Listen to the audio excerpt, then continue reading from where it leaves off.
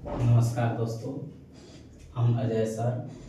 स्वागत है आपका क्रियांश क्लासेस के यूट्यूब चैनल पर। आज फिर से आप लोगों के बीच उपस्थित हो गया हूँ। मैट्रिक परीक्षा 2026 से 27 के महत्वपूर्ण प्रश्नों के साथ, जो कि एग्ज़ाम बोर्ड में एग्ज़ाम परीक्षा में जो है यह प्रश्न कई बार पूछ चुका है। अवतल दर्पण एवं उत्तल दर्पण में अंतर। अवतल दर्पण एवं उत्तल दर्पण में अंतर क्या है वह मैं आपको बताऊंगा दोस्तों। अवतल दर्पण एवं उत्तल दर्पण में क्या क्या अंतर है उसके बारे में हम जानेंगे। यह प्रश्न कई बार बोर्ड एग्जाम में पूछ चुका प्रश्न है।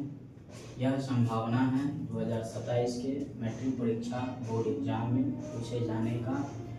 हम अभी अंतर पढ़ा रहे हैं ऑनलाइन के माध्यम से। Kriyansh classes Sitamarhi YouTube channel है। यदि आप चैनल को सब्सक्राइब नहीं किए हैं तो सब्सक्राइब करें और बेल आइकन को दबाना नहीं भूलें,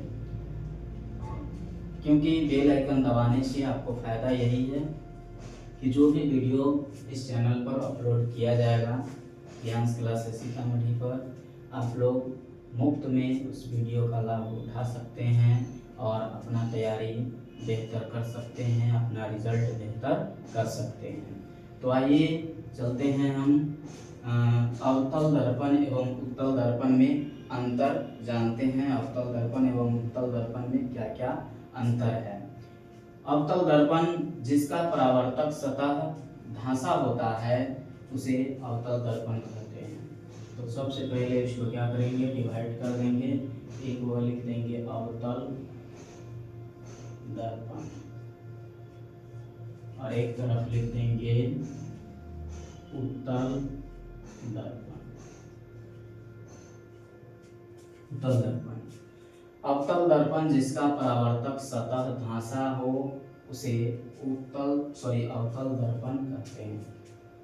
पहला नंबर अंतर है अवतल दर्पण। अवतल दर्पण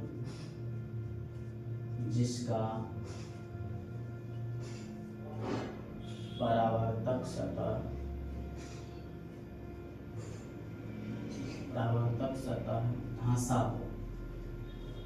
धंसा हो अवतल दर्पण कहलाता है। अवतल दर्पण कहलाता है। वैसा दर्पण जिसका परावर्तक सतह धंसा हो उसे अवतल दर्पण कहते हैं, और वैसा दर्पण जिसका परावर्तक सतह उभरा हो उसे उत्तल दर्पण कहते हैं। वैसा दर्पण या उत्तल दर्पण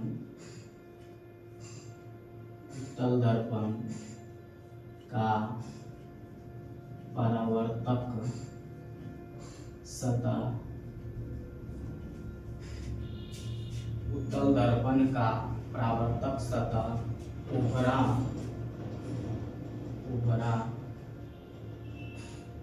हो उत्तल दर्पण कहलाता है। तो दोस्तों, उत्तल दर्पण किसे कहेंगे? उभरा हुआ सतह जिसका रहेगा, परावर्तक सतह जिसका उभरा रहेगा उसको हम उत्तल दर्पण कहेंगे। परावर्तक सतह जिसका धंसा रहेगा उसको हम अवतल दर्पण कहेंगे। दूसरा अंतर है कि अवतल दर्पण का फोकस दूरी ऋणात्मक होता है। दोस्तों, अवतल दर्पण का फोकस दूरी जो होता है वह ऋणात्मक होता है। अवतल दर्पण का फोकस दूरी ऋणात्मक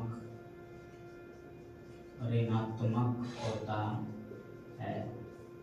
दोस्तों, अवतल दर्पण का फोकस दूरी ऋणात्मक होता है और उत्तल दर्पण का फोकस दूरी धनात्मक होता है। उत्तल दर्पण का फोकस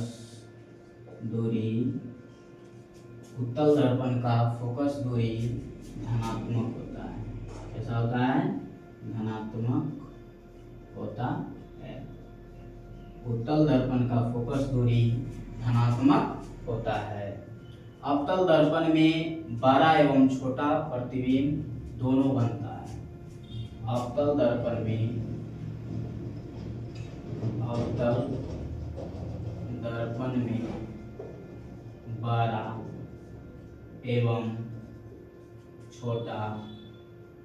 बड़ा एवं छोटा दोनों प्रतिबिंब बनता है।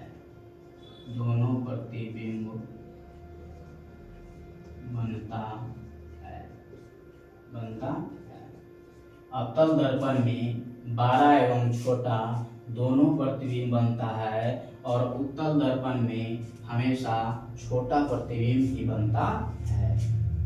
उत्तल दर्पण में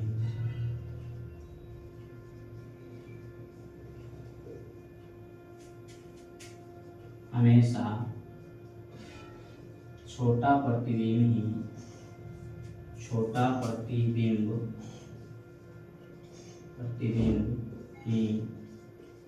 बनता है।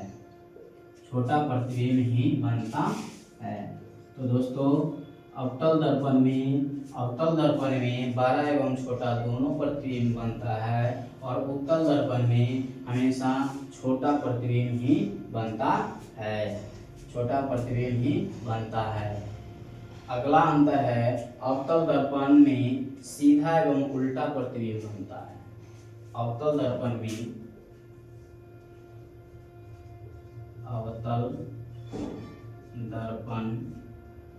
में सीधा एवं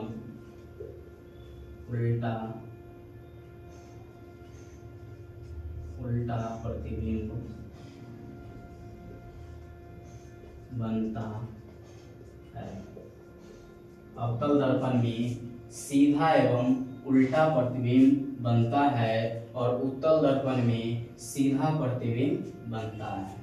उत्तल दर्पण में सीधा प्रतिबिंब बनता है। उत्तल दर्पण में सीधा प्रतिबिंब बनता है। उत्तल दर्पण में सीधा प्रतिबिंब बनता है। उत्तल दर्पण में सीधा प्रतिबिंब बनता है। इसे वास्तविक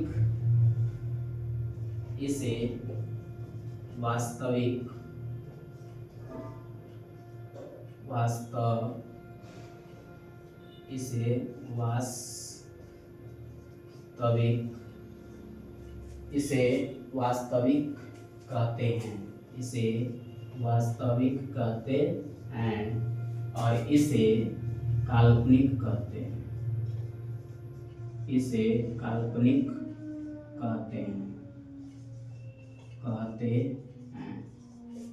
इसे वास्तविक कहते हैं और इसे काल्पनिक कहते हैं।